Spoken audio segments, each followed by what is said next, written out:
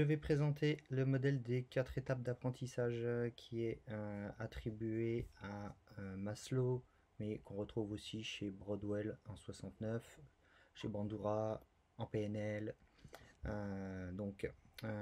je vais le mettre en parallèle avec le corps, le cœur et la cognition, bien sûr. Quand on attaque une nouvelle activité, une nouvelle expérience, ben on le fait avec nos anciens modèles, notre bagage, on va dire, qui est stocké en lien avec nos expériences du passé. Donc, on est dans une incompétence inconsciente parce qu'on ne connaît pas notre niveau. Et puis, on ne sait pas trop ce qui va se passer dans l'activité réellement en termes notamment de motricité, si on parle d'activité motrice. Ensuite, je vis des expériences et mon niveau va progresser parce que forcément je m'appuie sur mes expériences passées. Elles sont plastiques, donc elles peuvent quand même se mettre à disposition de la nouvelle activité jusqu'à un certain point.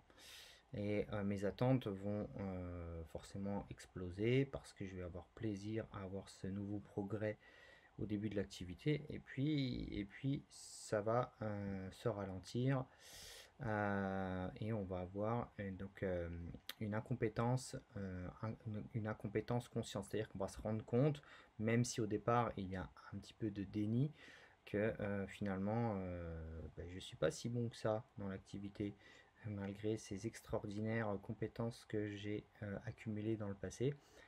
Cette activité elle a une spécificité et il va falloir peut-être du temps pour être meilleur. Alors les doutes vont s'installer et alors mon niveau va stagner et il va y avoir un écart important entre mon niveau et ce que je voudrais atteindre.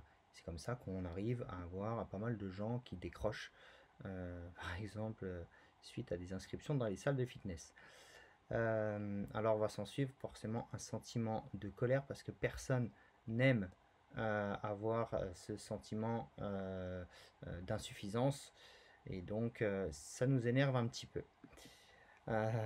Ensuite, il va falloir lâcher prise si on veut continuer, hein, si notre rêve il est suffisamment ancré en nous, si tout cela a vraiment du sens, il va falloir un petit peu se battre et donc il va falloir lâcher prise par rapport à ces émotions de colère. Cette acceptation va permettre de nous ouvrir à des nouvelles possibilités et donc à ouvrir notre champ sensoriel, nos sens, pour accéder à des nouvelles compétences. Voilà, donc si j'ai abordé l'activité sport collective en sixième en jouant sur le fait que je cours tout vite tout partout et que je suis ultra centré sur mon nombril, et ben ouais, ça marche un petit peu, mais à un moment donné, quand les autres se font des passes, et ben ça va beaucoup plus vite que quand je joue tout seul. Et tout ça, c'est désagréable de s'en rendre compte parce qu'on croyait être un super héros et tout d'un coup, eh ben non, on n'est pas un super héros. C'est grâce à des nouvelles expériences, donc des nouvelles tentatives, que je vais me rendre compte que il y a d'autres voies. Et à partir de là, il va y avoir des modifications carrément cérébrales avec des marqueurs du changement au niveau de la synaptogénèse qu'on appelle les BDNF, les Brain Derived Neurotrophic Factors, qui nous montrent vraiment qu'il y a du changement. Et quand il y a du changement avec des nouvelles expériences, il y a des émotions de joie qui arrivent, du plaisir et les pensées vont forcément être positives et le corps va réagir en étant plus performant.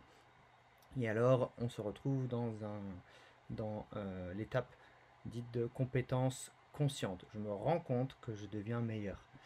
Et ensuite, on va retourner donc sur un état de compétence inconsciente, c'est-à-dire que mon niveau va tellement, je vais tellement répéter tout ça que ça va être engrammé et de nouveau stocké pour pouvoir être utilisé la prochaine fois. Ce qui est intéressant là-dedans, c'est quand même cette partie-là.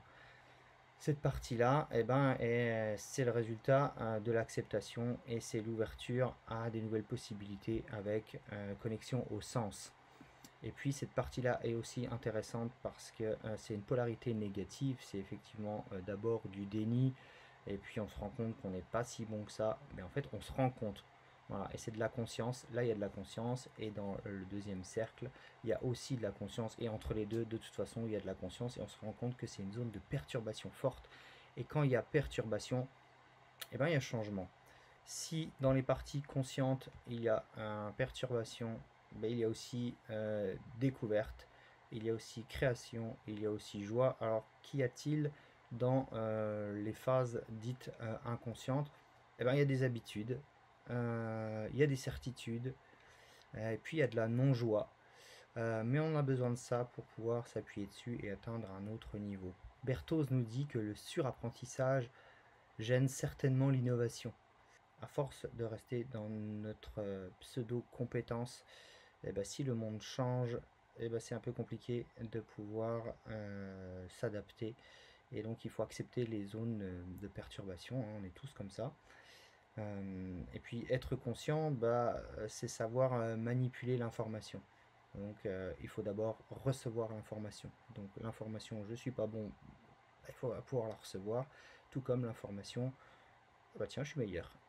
Voilà, nous sommes toujours plus que ce dont nous avons conscience.